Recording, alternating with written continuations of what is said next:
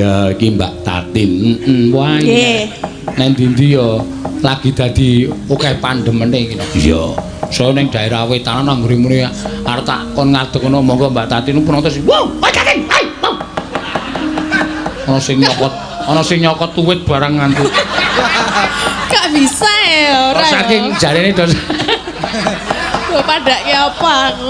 Ayo kowe, lah kowe iki ra ngerti kok. Kowe iki entuk penggemar rak ya mergo saka YouTube. YouTube sing nonton akeh anggrimu ni dideke Tatin. Wah, wow.